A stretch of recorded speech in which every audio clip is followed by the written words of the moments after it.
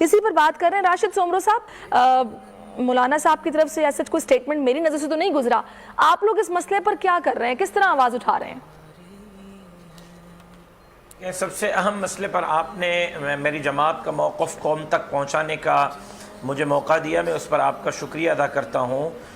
پورے امت مسلمہ کی طرح ہمارے بھی دل خون کے آنسو رو رہے ہیں، اور نہتے غزہ کے معصوم بچوں کے تڑپتی ہوئی لاشوں کو دیکھ کر ظاہر ہے کہ ہر مسلمان، ہر صاحب ایمان اس وقت غمزدہ ہے۔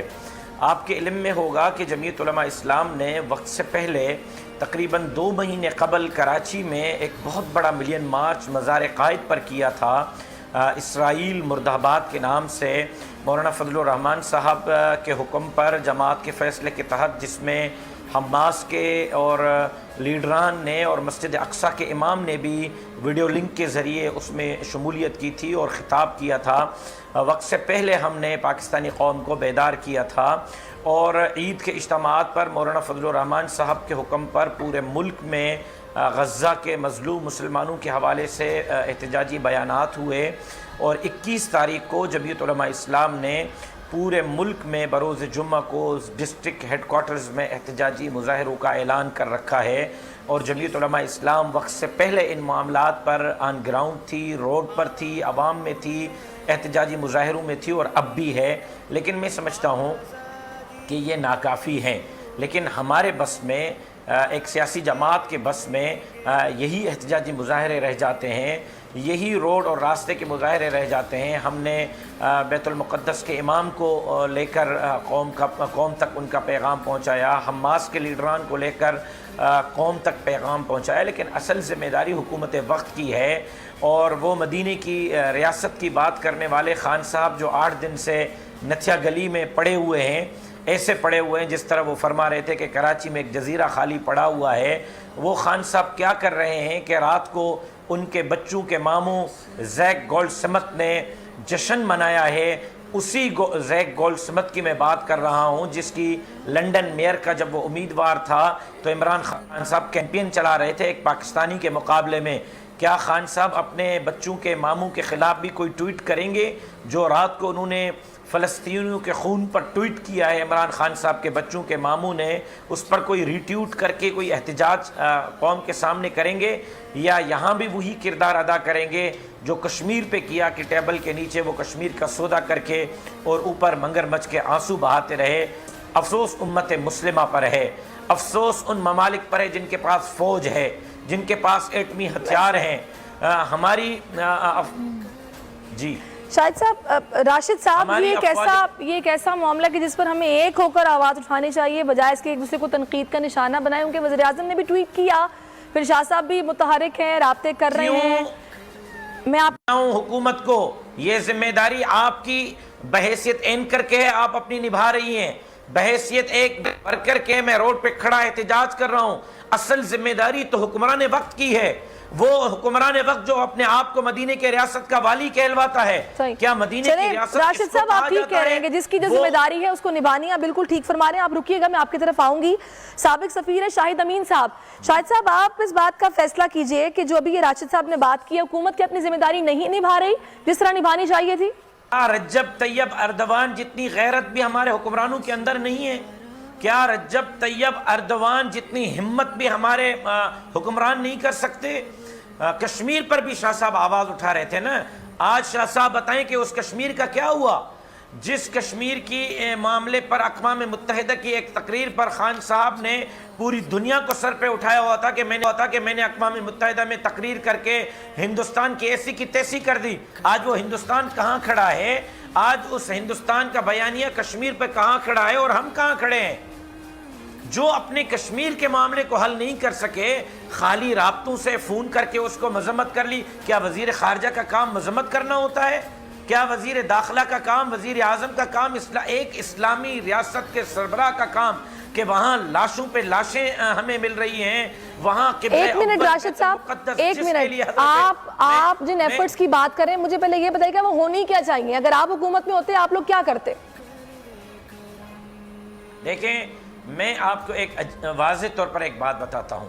صاف الفاظ میں ایک بات بتاتا ہوں کہ ہم سب سے پہلے ان اسلامی ممالک کو آن بورڈ لیتے، جس طرح اس وقت آپ نے ابھی خود اپنے انٹرو میں رجب طیب اردوان کا بتایا ہے، ہم فوری طور پر ایسے ممالک جو اس معاملے پر جن کے دل دھڑک رہے ہیں غزہ کے معصوم نہتے فلسطینیوں کے ساتھ، ہم ایسے ممالک کو فوری طور پر آن بورڈ لیتے اور ایسے ممالک کے ساتھ فوری طور پر بیٹھ کر جو ہمیں کرنا پڑتا ہم ضرور کرتے، جس طرح بھی کرنا پڑتا ہم کرتے۔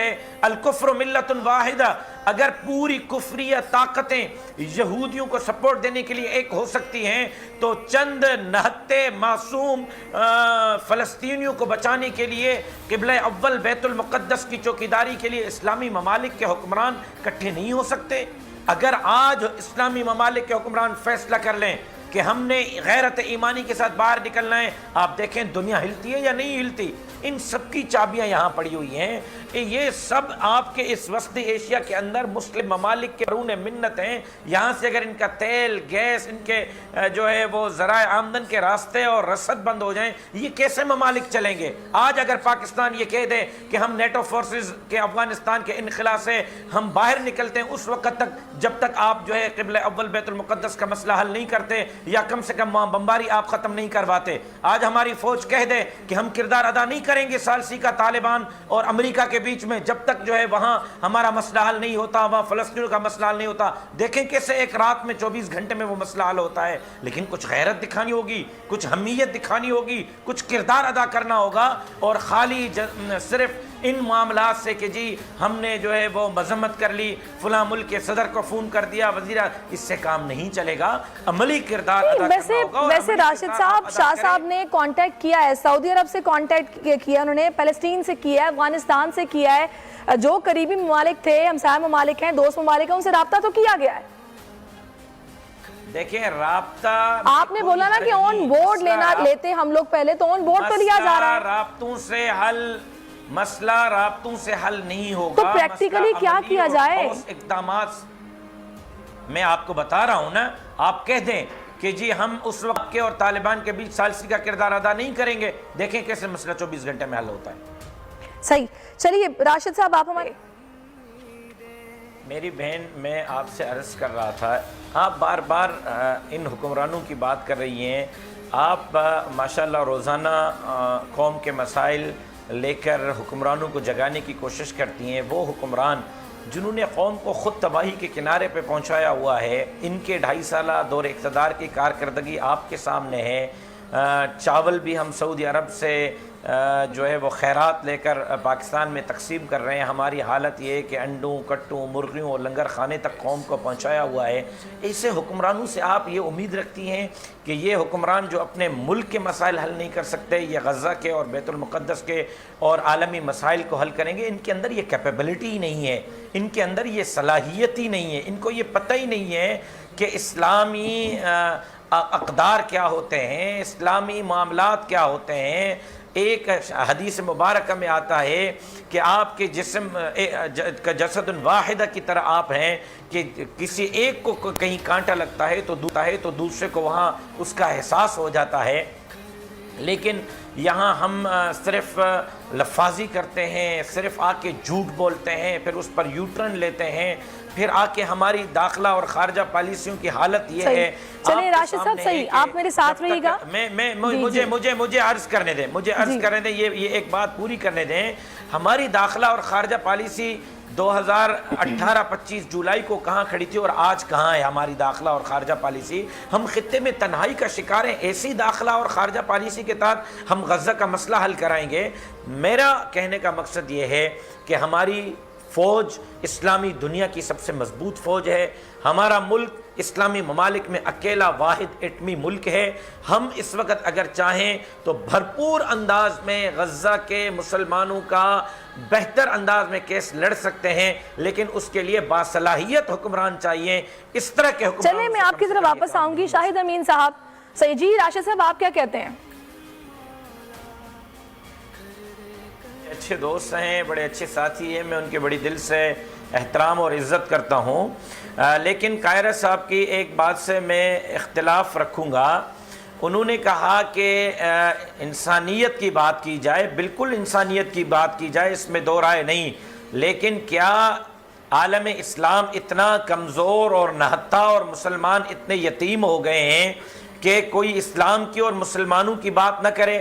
پوری دنیا کے اندر اب تک جتنے جہاں جہاں مظالم ہوئے ہیں جس میں لاکھوں لوگ مارے گئے ہیں، کیا یہ لوگ مسلمانوں کے حملوں میں مارے گئے ہیں؟ ایک منٹ راشد صاحب، آپ نے اختلاف کیا، اس پر کچھ کہنا چاہ رہے ہیں قائرہ صاحب؟ آپ کو کیا اتنا بھی شک ہے عالم اسلام میں کوئی جان ہے دنیا میں؟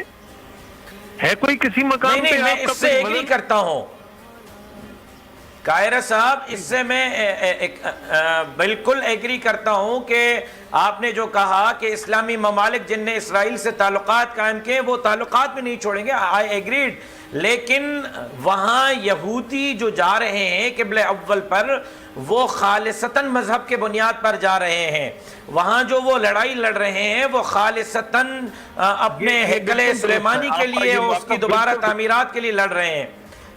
یہ آپ کی بات درست ہے، یہ بالکل آپ درست فرما رہے ہیں، میں نے جو کہا اس کی صرف اتنی وضاحت، جب وہ لڑ مذہب کے بنیاد پر رہے ہیں تو وائی ناٹ ہم اسلام کی بات کریں؟ میں صرف یہ کہنا چاہ رہا ہوں۔ میں اس سے انکاری نہیں ہوں، آپ نے بالکل درست نشاندہی کی کہ یہ مذہب کی بنیاد پہ وہ فساد وہاں کھڑا کر رہے ہیں۔ میں جو کہہ رہا ہوں وہ یہ ہے کہ دنیا کے سامنے اس کو صرف مسلمانوں کا مسئلے کے طور پہ نہیں، وہاں مسیحی بھی ہے، اس کو انسانی المیہ کے طور پہ بھی پیش کیا جائے۔ مذہبی ایشو ہے یقیناً،